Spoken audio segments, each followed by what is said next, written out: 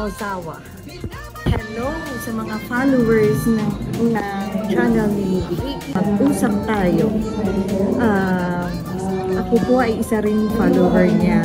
Follower, artista. At marami kang matutunan dito sa channel niya. Kasi public service to. Katulad ng updated din kayo kung ano mga nangyayari, kung ano mga ganap sa Japan. Kung ano ang latest na rules and regulations, kung paano papunta din sa Japan. At syempre, dito rin sa Pilipinas, para nababalitaan din ng mga kababayan natin sa Japan kung ano mga nangyayari dito sa Pilipinas. Marami kayong matutunan dito sa channel ni Vicky Ozawa. Si Vicky ay kaibigan ko na noon pa at marami ako natutunan na rin sa kanya. Tama lang na magkaroon siya ng ganitong channel na makakatulong din sa mga kapwa Pilipino. Huwag niyong kalimutan, tayo ay mag-subscribe at mag-share sa kanyang channel. Salamat! Dela Suarez, ngayon Pinky Suarez. Thank you! Ako po si Brillante Mendoza.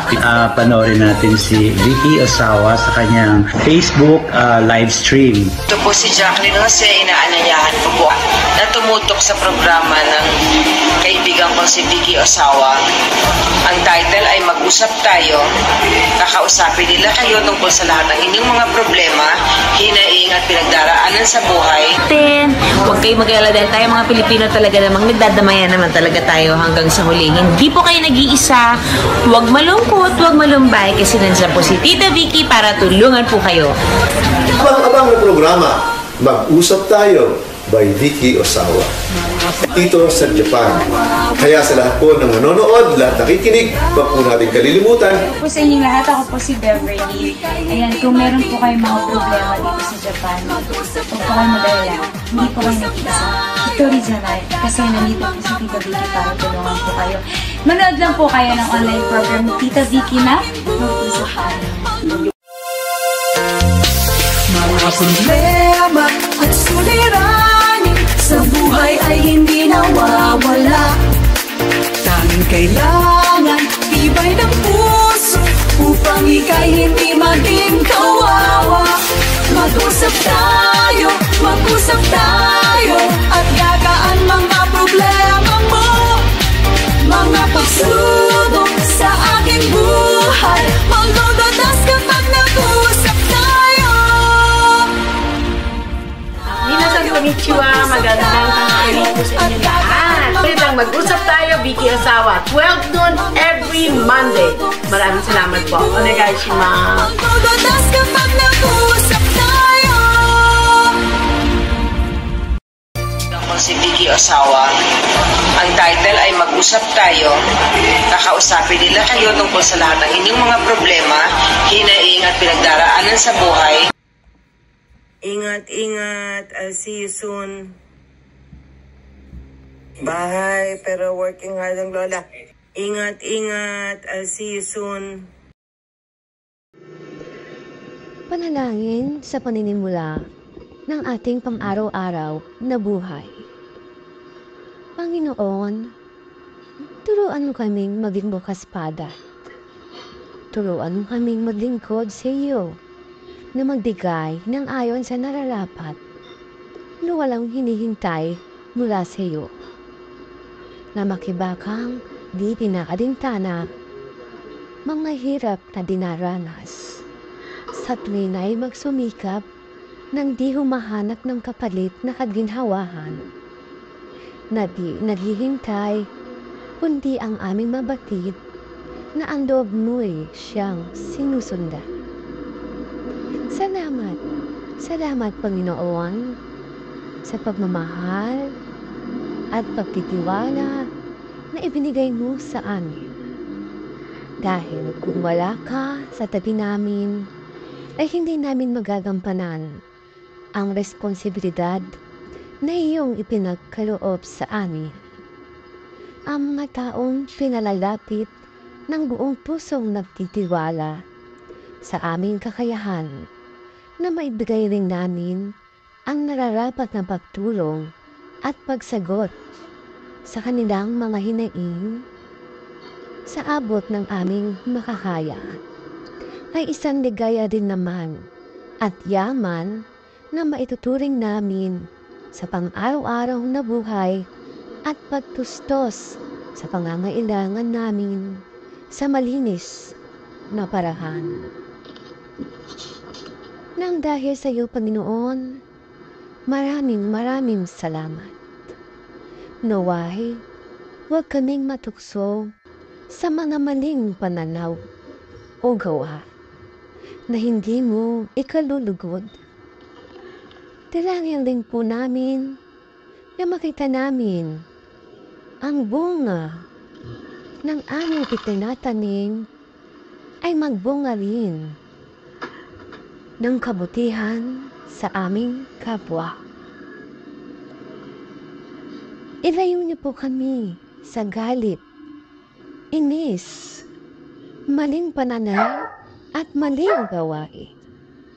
Bagkus, maghalo po ang pagkakaunawaan sa bawat isa sa amin at makita rin po ng bawat isa kung anuman ang kanyang kamalian at maluwag na matanggap sa puso kung may nagawang pagkakamali.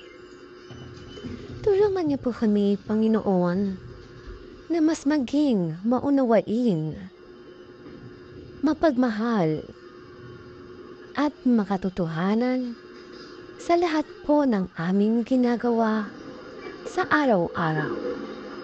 Muli, maraming salamat po, Panginoon, sa mga biyayang iyong ipinagkaloob.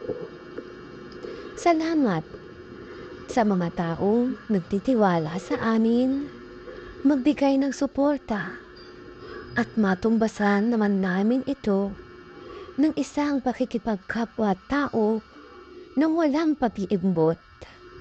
Relasyon na higit sa lahat ay ang pagiging makadiyos na gawain. Muli, maraming salamat, Panginoon. Idinadalangin po namin ito sa ngalan ng iyong anak na aming Panginoong Hesukristo. Magandang tanghali po, para yung bulaga. Anyway, tingnan niyo naman ako nakasalamin pa rin kasi bawal pa rin po mag-makeup dahil na-opera ang mata ng inyong lingkod. Anyway, magandang tanghali po sa inyo lahat. Kamusta na kayo? Alam ko mainit ang mundo ngayon dahil sa pangyayari sa ating presidente. Pero God's will, may magandang sagot dyan dahil siya lamang ang nakakaalam ng katotohanan. The truth will come. Hindi pababayaan ng Panginoon na ang mga masasama ay laging manguna. Kaya panalangin po natin, manalangin po tayo dahil hindi na natin minsan hawak talaga ang sa loob ng gobyerno. Ang sarili natin, hawak natin, pero ang sa loob ng gobyerno, siyempre sila na nakakaalam niyan. But always remember, manalangin po tayo na lumabas talaga ang katotohanan. Okay, ngayon ako, ang Japan naman, eto na, malapit na ang ating season. Season ng cherry blossom. Actually, sa Tokyo, meron na raw eh. Dito sa atin sa Yamanashi, medyo alam ko sa 25 kasi po sa 25 ni Jugonichi, meron po tayong tinda sa isang cherry blossom na the oldest cherry blossom in Japan. Meron po tayong tindang mga iba-iba ro, may tinda tayong mani, kape, at iba pa. Nag-iisip kami ng ipapakita ba namin, pakikilala ba natin ng onigiri na corned beef? Yun ang iniisip ko po. Kaya kung magagawa po ng inyong lingkod, gagawa kami ng onigiri na corned beef para sa piyesta dito. Kaya kung may time po kayo, Zinday Sakura. Right, manager? Zinday Sakura. Zinday Sakura, the oldest cherry blossom, nandito po sa Yamanashi at andun po ang inyong lingkod. But not every day kasi yung Zinday Sakura, good for 3 weeks lang po yan. Kaya kung gusto niyo nang makita talaga the oldest cherry blossom in Japan, dito po sa Yamanashi, i-check niyo po online, Zinday Sakura. Basta the oldest cherry blossom, lalabas po kagad yun. Main pong lalabas. Andun po ang inyong likod, but not every day. For 3 weeks, may tinda po tayong mga peanut, syempre, kung mga Philippine product po. Okay po, yan ang ating masabi. Pasok tayo syempre sa ating super ng kumanta ng ating mag-usap tayo. Siyempre pa, ang beautiful at laging nakatawa at laging positibo, Miss Ladine Rojas.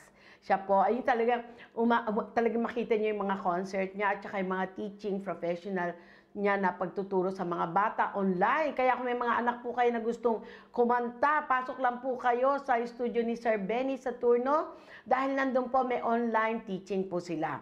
Andiyan po si Miss Ladine Rojas para magturo sa kanya. Siya po yung kumanta ng theme song ng Mag-usap Tayo. At ang nag-compose, syempre po, walang iba kundi si Sir Benny Saturno, Anthony Arigato. And they're coming here in Japan. At makikita po natin siya.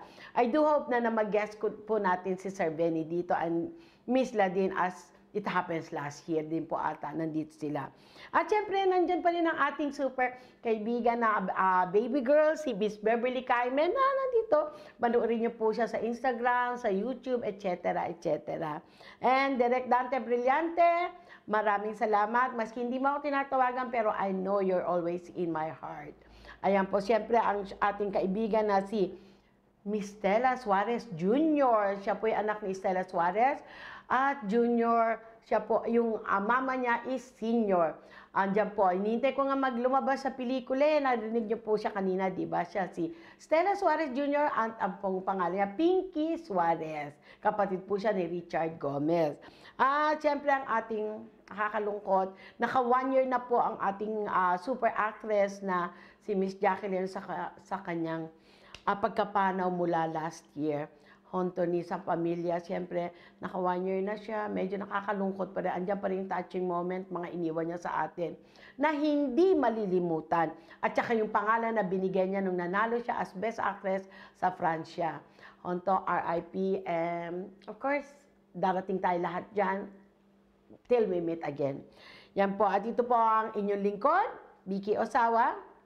Tandaan po natin, maraming mga problema, pero tandaan nyo, keep praying dahil may magandang sagot dyan. Ang problema po ay hindi bibigay ng Panginoon kung hindi po natin kaya. Ngayon po, pasok na tayo sa ating one-on-one. Okay po, magandang tanghali po sa inyo natin. Dito po ako ngayon sa Pilipinas. Kasama ko sa kababayan natin na nagpapasalamat ako, number 1 sa Panginoon, number 2 sa pagtitiwala niya sa atin, na nakatulong sa abot ng ating makakaya, which is nakuha niya na po ang inheritance na iniwan sa kanya ng asawa niya na insurance. Although sabi nga nila, naku, maliit niya, gano'n lang, pero still, magpapasalamat pa rin sa asawa niya na iniwanan siya ng kahit papano ng tungkol sa pera na alam niyo naman dito sa Pilipinas, hindi gano'n kadali ang buhay. Ngayon, tatanungin po natin siya kung anong naramdaman niya sa pangyayaring nagawa natin ngayon sa kanya na nakuha niya na ang inheritance galing sa asawa niya. Hi ma'am, good afternoon po. Ano po masasabi niyo? Ayan, natapos na natin tungkol sa insurance. Masaya po kahit paano may nakuha. Maraming salamat sa inyo sa pagtitiwala at sa mga lahat ng sumusuporta. Yun lang po. Okay. May mga katanungan po ako dito ko nalalagay. Ano ang naramdaman mo nang matanggap mo ang iyong mana ngayon? Siyempre, tuwan-tuwa po ako. Kahit paano, may naiwan siya sa akin. Okay.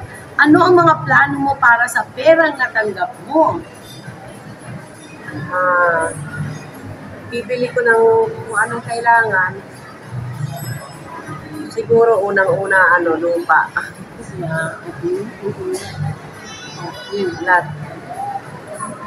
Alam mo, nag-research talaga ako para kung anong itatanong ko.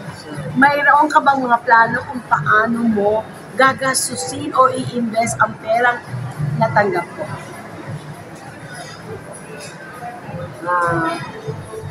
Bibili ko ng bahay at lupa. Sa iba pang mga pangangailangan para sa aking apo. Pasensya ka na, ilan na lang itong tanong sa'yo. Mayroon ka bang kinonsulta ng financial advisor para sa pera ito? Wala po. Wala. Okay, personal na layunin naman. Mayroon bang mga personal na layunin o proyekto ang gusto mong gawin ngayon sa pera niya? Bawa, may personal na ano ka na gustong gawin sa pera niya. Of course, sabi mo nga, bibili ka ng bahay, diba? Bili ka ng lupa, gano'n, okay yun. Pag personal mo, like sabi mo nga kanina, magtutour kayo. Magtutour sa sa Cebu, kaya sa Iloilo, saan yung nakakamura. Yes. Kayo mag-ina. Kami mag-ina. Okay. Okay. Last na lang po ito. Gusto ko pong i-share nyo sa mga kababayan natin na pasasalamat.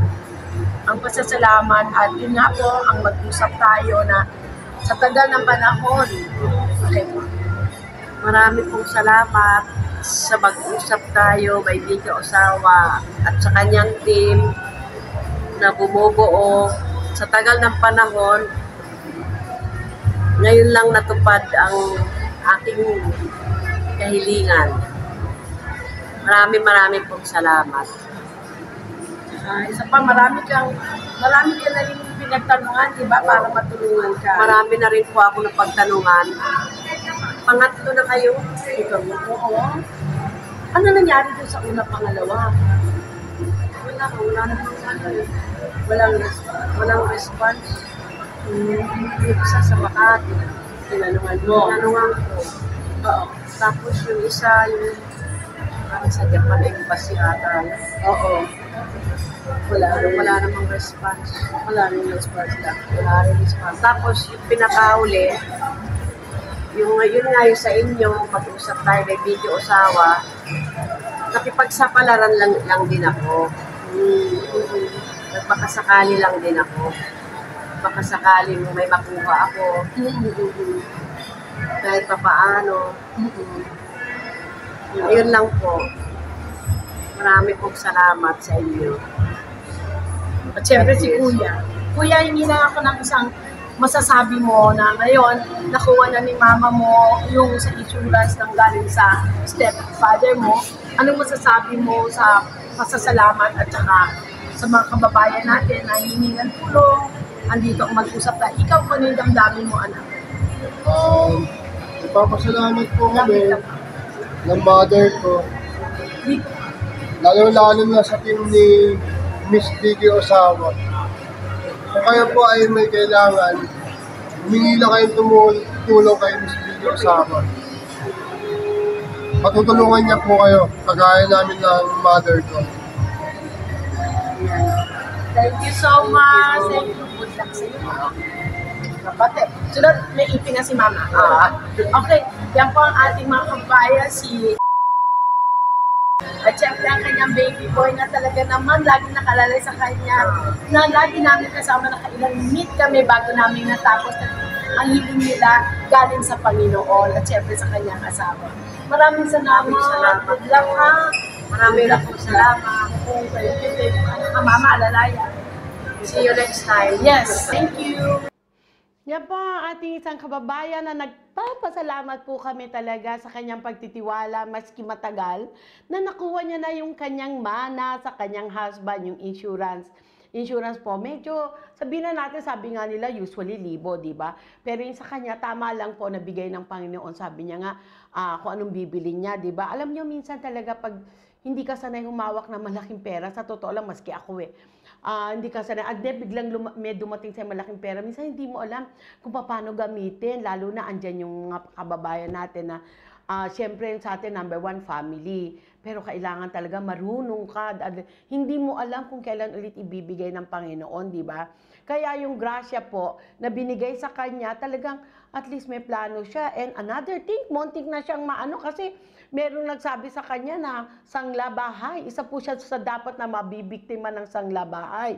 Na which is, kala niya, pag sinangla sa kanya, titira daw siya doon. And then after no, pag di nabayaran sa kanya na yun, no, hindi po pala yun.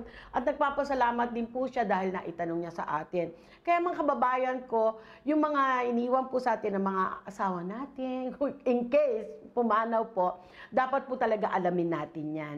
Marami po tayong mga kababayan na pumanaw ang asawa. hindi alam kung magkano talaga ang makukuha at hindi alam kung paano i-apply ang mga application para makuha mo talaga ang iyong, karapatan. So, andito po ang mag-usap tayo sa abot na aming makaya. Of course, hindi po ito libre, I would say so. Kasi po, may mga kasamaan tayo sa trabaho na nandyan. And she was very nice. Alam niyo ba, nagbigay pa siya sa mga team mag-usap tayo. Thank you so much. Talagang, andyan yung puso niya. Ay, ikaw, Bibia, nga pala, eto. Sabi ko nga, wag ka na magbigay. Okay lang, tama, enough is enough. Pero, napakabait niya po. At talagang mag-ina sila na when I saw them, talagang, wow, God, sabi ko, please, Lord, sabi ko, kung talagang meron kang ibibigay sa kanilang grasya, the earlier the better, dahil hindi ko gusto yung nakikita ko sa lifestyle, sa life nila na napakahirap. And even yung anak niya na napakasad ng istorya. So, we all, from Team Mag-usap Tayo, keep praying and so thankful to God na naibigay na po namin at inabot po namin sa Kanya. And yun nga, bibili siya ng bahay, kung ano man ang niya, may plano na siya ngayon sa kanyang pera. Maraming salamat, Madam. Maraming salamat po sa inyo at sa mga kababayan ko. Andito lang po ang FB page na Mag-usap Tayo. Mag-PM lang po kayo. Sa abot po ng aming makakaya lang. At isa lang po ang masabi ko, honesty is the best policy. Ngayon papasok na tayo sa ating commercial. Magandang umaga, magandang tanghali, magandang gabi po sa inyong lahat. May bago kaming anunsyo. Naghahanap ang Gorilla Thrift Shop ng bagong trabahador. Kung naghahanap ka ng trabaho, halika at sumali sa amin. Pero bago yan, gusto kong ipakita muna ang type ng trabaho. Iikutin po muna natin isa-isa para sa inyong kaalaman. Yan po, nakikita nyo naman mga branded na item na itinitinda rito. Idinidisplay nila na napakaganda. Isa po yan sa magiging trabaho nyo. Sa mga nakikita nyong item na nakadisplay, kailangan maayos ilagay. Mga alak, mga washing machine, lahat po yan ay pinupunasan. Lahat po yan ay tinitingnan. Chine-check nyo yung mga expiry date, chine-check nyo yung mga bagay-bagay na dapat ayusin. Kasi minsan, syempre, ang customer, pag nahawakan, minsan hindi na ibabalik ng maayos. At hindi nakapwestong maayos. Yan po ang mga bagay-bagay na itinitinda rito. At yan po, naipakita namin sa inyo ang lugar na napakaganda na naghahanap sila ng trabahador. Kaya 3 lugar po ang kailangan nila, but this time sa Kofu hindi po kailangan. Only places na mamaya babanggitin po ng manager ng kumpanya. At bago ang lahat, syempre habang nakikita nyo yan, gusto ko pa rin pong ipakilala sa inyo ang kumpanya kung paano sila tumutulong sa ating bansa sa Pilipinas, lalo na sa mga bata na talagang nangangailangan. So panoorin po natin ang kanilang ginagawang voluntaryo sa Pilipinas.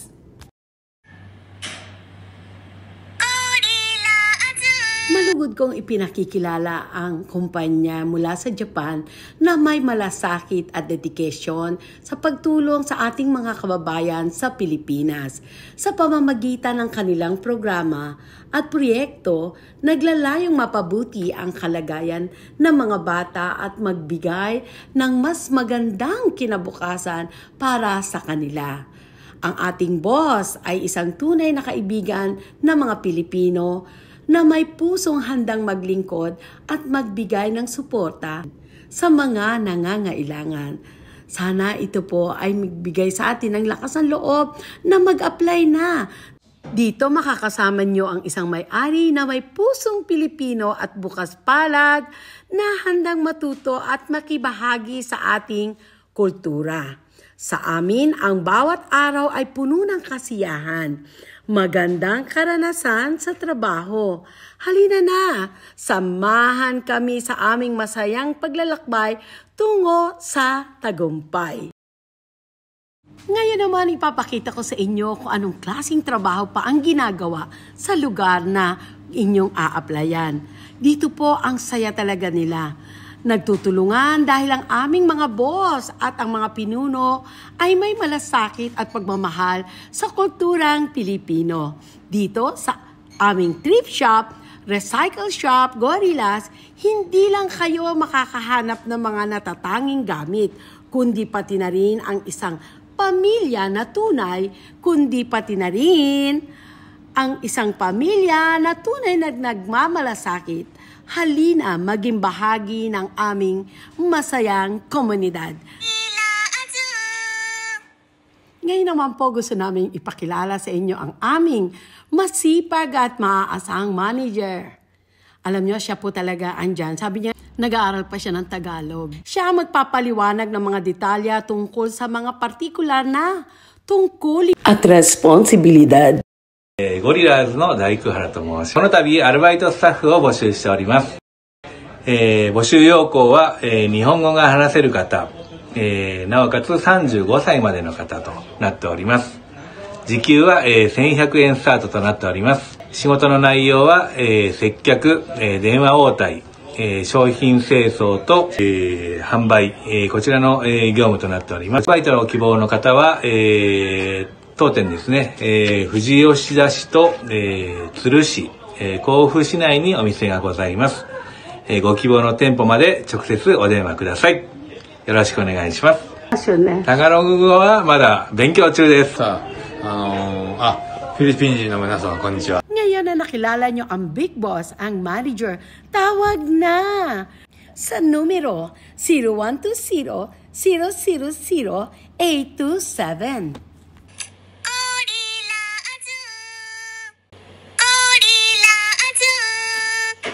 Tawag na!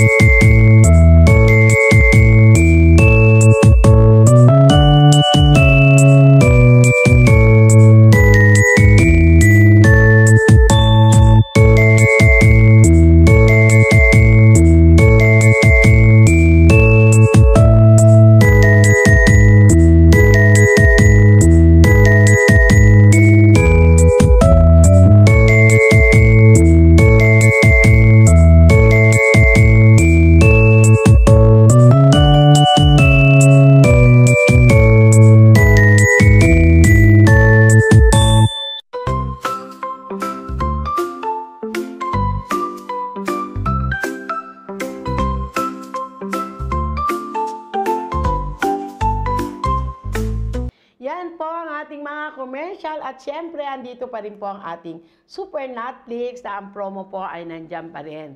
Ang ating Netflix po ay 2 klase, isang may balat, ay walang balat at may balat. Tingnan niyo, pati ako, yan na, ano ba nangyayari?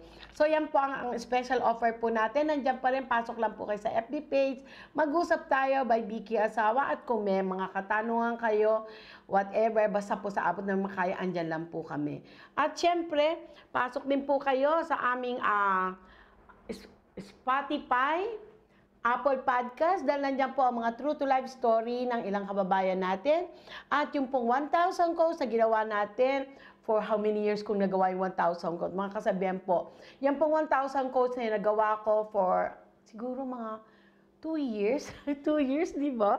Ano po kasi ang karamihan dyan, yung mga napapaniginipan ko o kaya yung mga nangyayari sa buhay ko that time, na isi-share ko, nagiging tula siya. Kaya pasok lang po kayo sa Spotify at Apple Podcast. Andiyan po yung 1,000 quotes ng inyong lingkod, Vicky Osawa. Ngayon, papasok na tayo kay Miss Hussein. Tingnan natin. Tawagan natin si Miss Hussein para sa inyong mga katanungan. Sa ilan pong mga katanungan. Ako, hindi ko na i-dial pala. Sorry. Ayan. Paano ba yan? I will put the this. Hello? Wala. Anak, pakicheck mo. Hindi ko na i-dial kagad. Sorry po. Ayan na, join. Hello? Bakit wala? Wala akong voice. Sus. Hello? Sorry po. Hello, hello. Anyway, sadali lang po.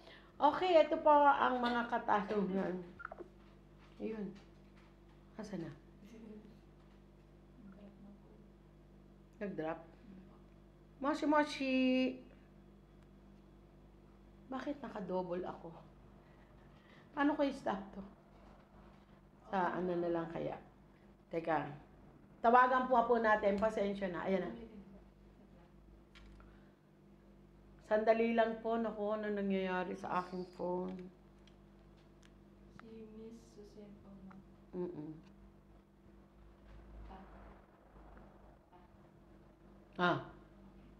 Ayaw dito eh. Minsan nagloloko talaga ang internet. Anyway. Ayan na. Hello. Hi. Ay, sorry. Oo. Ayaw pumasok dun sa ano? Dito na lang. Dapat ka kasi doon yung mga question. Hindi ko siya makikita. Hoy, yung ingay mo, narinig. Madam? Naririnig kita. Naka-live tayo. Paano? Hindi nga pumapasok. Paano kayong gagawin ko? Tumatawag ako sa'yo. Ayaw. Sige, tawag ka. Sige. Thank you. Kita nyo, live na live. Narinig nyo si Miss Jose. Naku, mahirap magalit yan. Ayan, tatawag daw siya.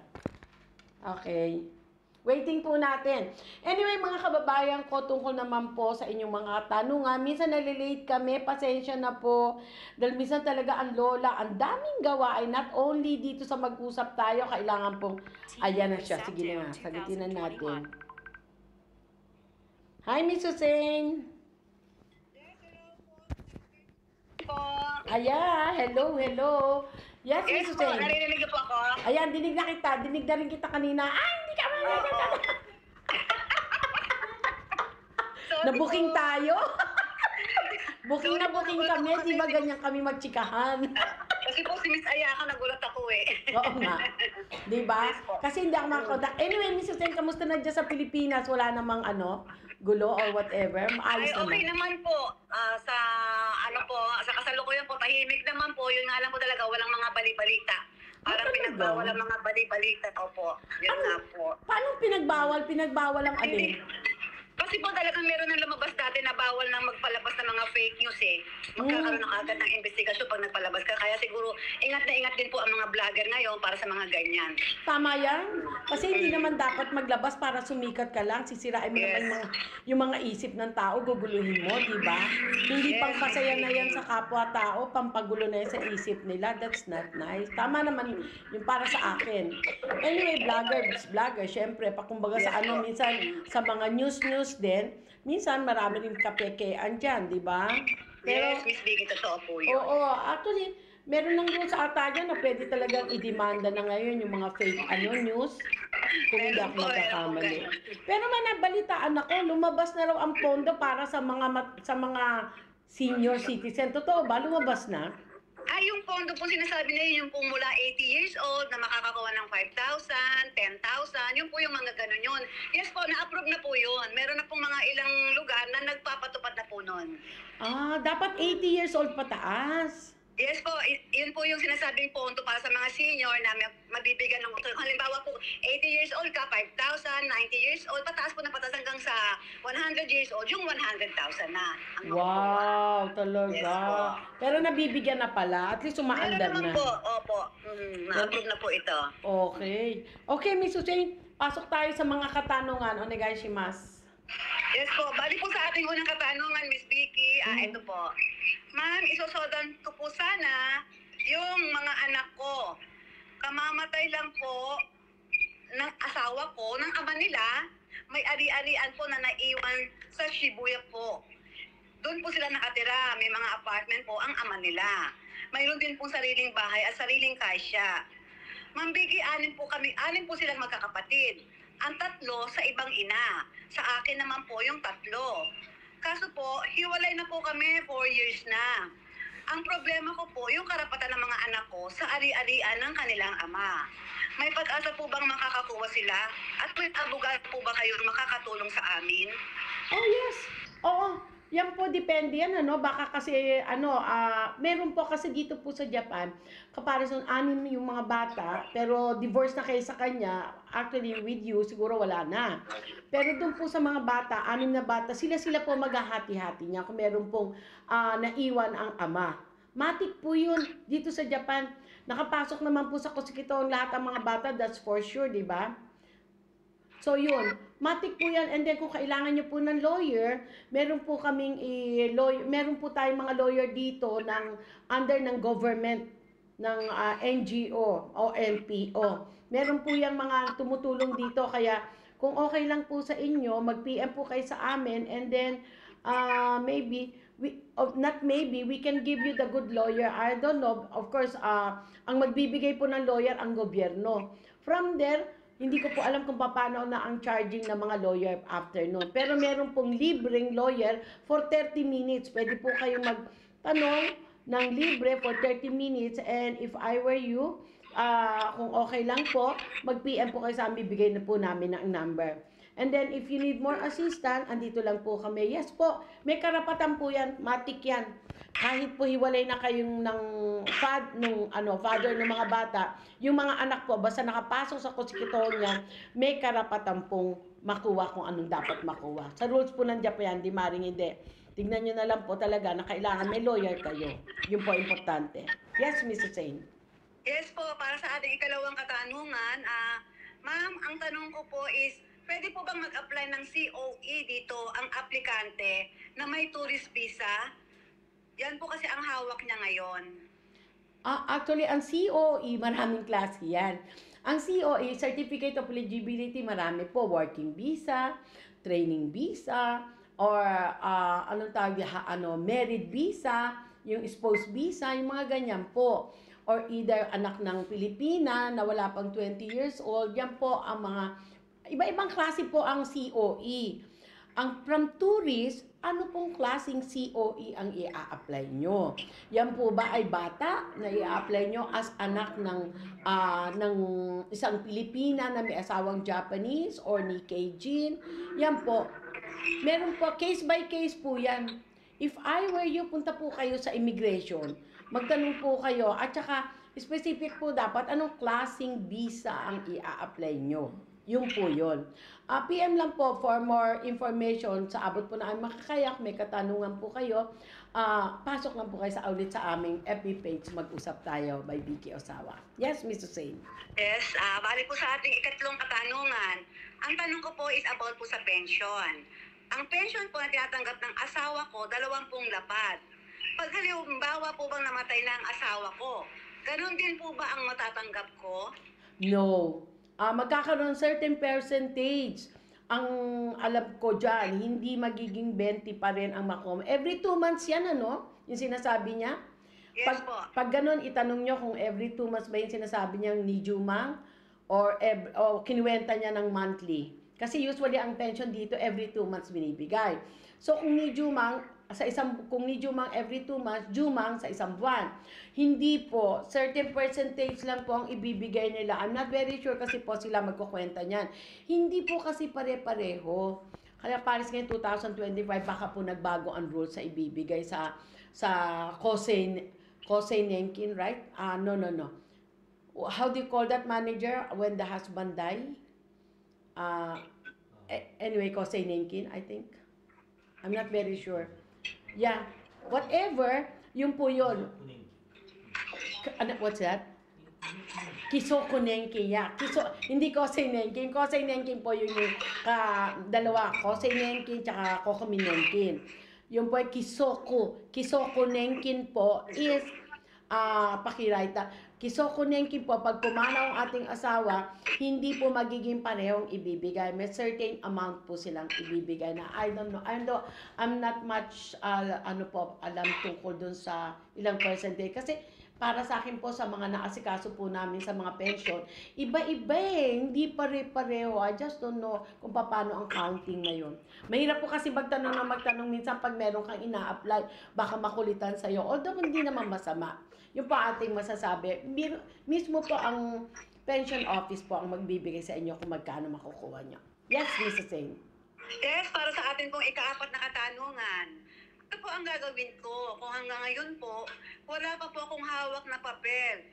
Kung dinivorce po ako ng asawa kong Japanese.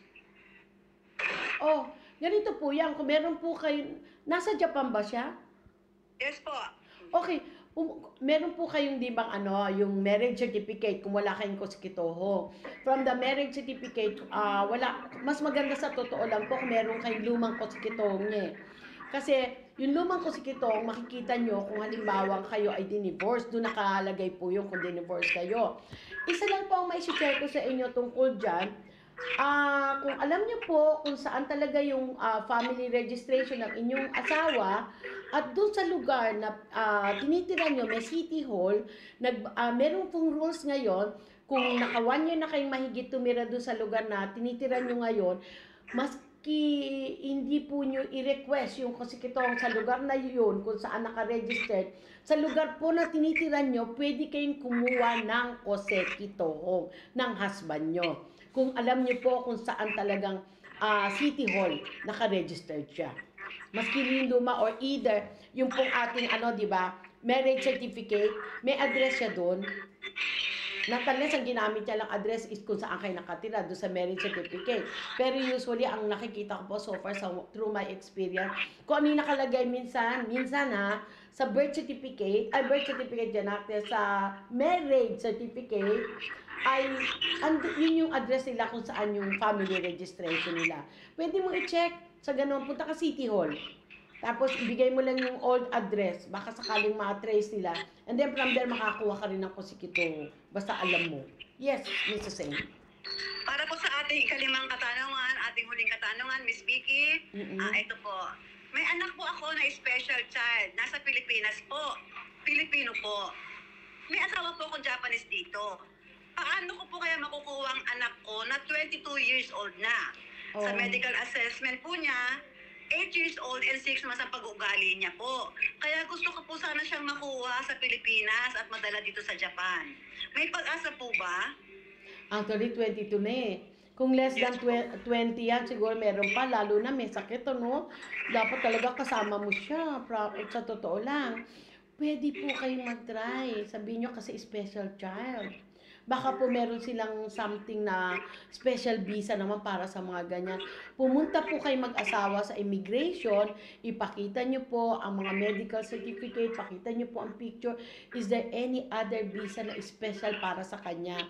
Dahil lalo na kung wala po kayong anak dito sa Japan at nag-iisa yung anak sa Pilipinas yun, siguro po yung mga ganong excuses, baka po blessing ni Lord, medyo matouch po ang immigration. Although alam ko, pag lumagpas na ng 20, mahirap makuha ang anak natin. Pero there's no harm in trying. I-try nyo lang po. Wala pong masama na magtanong. Kasi kung sasabihin ko sa inyo, to be a student visa or whatever, I don't think so. So magtanong na lang po kayo. Yun lang po ang aking ma-share dyan. Wala na po kasi akong alam tungkol sa ibang visa after ng 22 kung special child. Pasensya na po. Yes, Mrs. Sane. Yan Yes ang po, ating... yan po ang ating huling katanungan ngayon, Miss Vicky. Salamat po. Thank you so much and have a nice day. Yan po ang ating mga katanungan galing kay Mrs. Sane sa ating mga kababayan. So, continuous lang po. Diyan po kami lagi para sa inyong katanungan. Just wait lang po kayo dahil maraming gawain ang lola. Okay, Mrs. Sane, thank you so much. Thank you po. Thank you. Yan po ang ating mga katanungan. At syempre, bago natin i-end ang ating one-on-one, natapos na, commercial, at Q&A, magpapasalamat po ako sa inyong lahat. Honto ni arigato gozaimashita. Kanina hindi ko nasabi yung dapat kong sabihin. Ito po ang inyong lingkod, Vicky Osawa. Harapin po natin ang ating mga problema na magkasama. At lagi niyong tatandaan, hindi kayo nag-iisa. And remember, ang mga services namin, ayan po, ang Netflix, onegaishimasu, ticketing, translation, etc. And for my last word, minasang honto arigatou gozaimasu. May we all live with love, peace, and harmony. Thank you po. Bye! Mga problema at suliranin sa buhay ay hindi nawawala. Tanging kailangan tibay ng puso upang ika'y hindi maging kawawa. Mag-usap tayo at gagaan mga problema mo. Mga pagsubok sa aking buhay